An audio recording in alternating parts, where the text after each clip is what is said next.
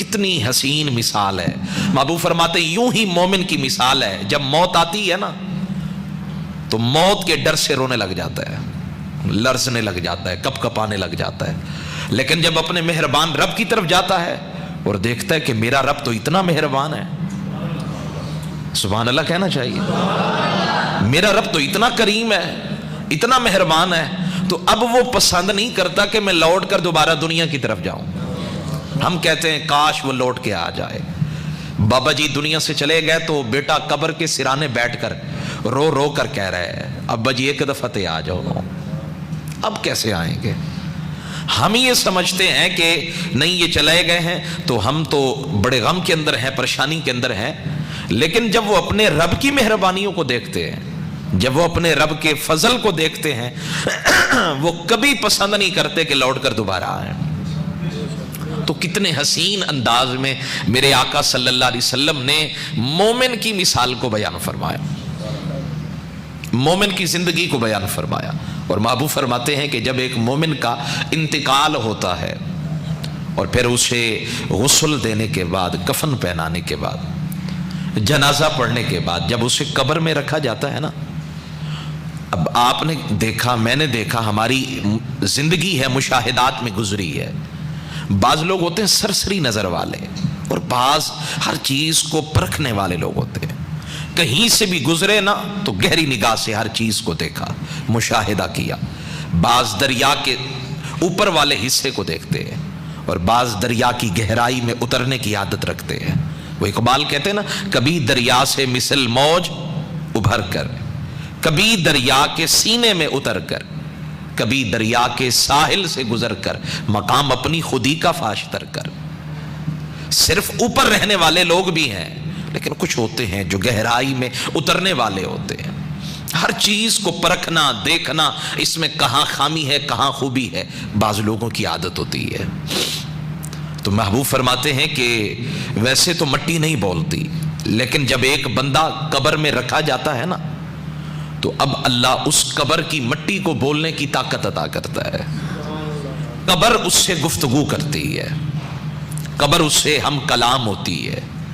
और वो कहती क्या है, मेरे आका खुद बयान फरमाते हैं, यकूलुल कब्रु लिल मय्यित हीन युदऊ। जब बंदे को, मोमिन को, गुनाहगार है या अच्छा है, जब कब्र में रखा जाता है तो अल्लाह उस कब्र को बोलने की ताकत अता करते हैं। उमूमी तौर पर बंदा बोले तो कोई हैरानगी नहीं होती, लेकिन एक ना बोलने वाली चीज बोलने लग जाए तो बंदा कांप उठता है, डर जाता है।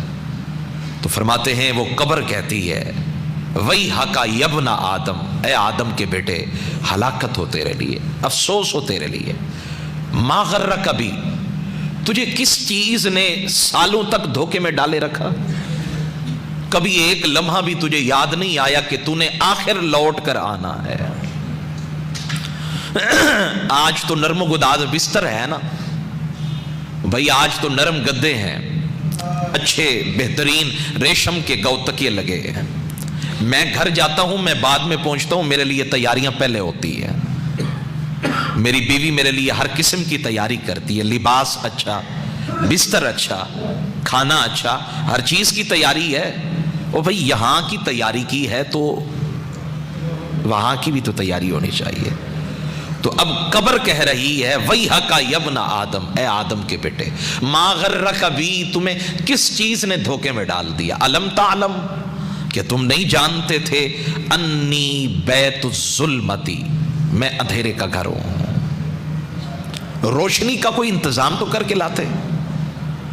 यहां लाइट चली जाए तो काम सारे ठप हो जाते हैं, काम नहीं कर पाता बंदा। और अब तो हमारी वो आदत बन गई है कि बिजली के बगैर हमारा निज़ाम जिंदगी उज़्वे मुअत्तल की तरह हो जाता है, काम नहीं हो सकता। कब्र कह रही है, अलम तालम, क्या तुम नहीं जानते थे, अन्नी बैतुज़्ज़ुल्मती, मैं अंधेरे का घर। रोशनी का इंतजाम नहीं करके आए तो गोया के वो मरने वाला बंदा ज़बान हाल से कहता है, ऐ कब्र ये बता तेरी रोशनी क्या है? कब्र कहती है, नमाज पढ़ती, नमाज तो पढ़ता तो ये कब्र के अंदर उजाले का बाइस बन जाती। तुम रोजा रखते, तुम आमना के लाल की जात पर दुरूद पढ़ते तो ये इबादात मिलकर تمہاری قبر کو روشن کر دیتے ہیں۔ انا انی بیت الفتنتی، میں تو امتحان کا گھر ہوں، ابھی پتہ لگ جائے گا کیا ہوگا۔ انی بیت الوحدتی، میں تو تنہائی کا گھر ہوں، یہاں نہ تمہیں بیوی نظر آئے گی، نہ بیٹی نظر آئے گی، نہ بہن نظر آئے گی، نہ ماں نظر آئے گی۔ اور بھئی یہاں کوئی روئے تو کوئی نہ کوئی تو ہوتا ہے چپ کرانے والا، کوئی تو ہوتا ہے تسلی دینے والا، آنکھوں سے آنسو پونچھنے والا، تھپکی دے کر تسلی دینے والا، بس کر ہون، تو نے غم اپنا ہلکا کر لیا، اب بس کر۔ لیکن میرے آقا صلی اللہ علیہ وآلہ وسلم کے غلاموں، سرور کائنات صلی اللہ علیہ وسلم فرماتے ہیں قبر کہتی ہے انی بیت الفتنتی، میں تو امتحان کا گھر ہوں، انی بیت الوحدتی، میں تو تنہائی کا گھر ہوں۔ کوئی اپنا ساتھی بھی تو لے کر آتا نا، ساتھی کون ہے؟ قبر تک تو بیوی بھی چھوڑ کے آ گئی، بچے بھی چھوڑ کے آ گئے، مال بھی چھوڑ کے آ گیا، قبر میں اعمال اندر گئے، نیکیاں اور عبادت اندر گئی ہے۔ اب دیکھنا یہ ہے، فرمایا قبر کہہ رہی ہے الم تعلم، کیا تم نہیں جانتے تھے؟ انی بیت الدودی، میں کیڑوں کا گھر ہوں، مٹی سے کیڑے ہی نکلتے ہیں، اور کیا نکلے گا؟ انی بیت الدودی، میں تو کیڑوں کا گھر ہوں۔ تو کیا اپنی قبر کو روشن کرنے کے لیے، منور کرنے کے لیے، سوہنا بنانے کے لیے کوئی تیاری بھی کی تھی یا نہیں کی تھی؟ تو اب مجھے بتائیے بندے کے پاس جواب کیا ہوگا؟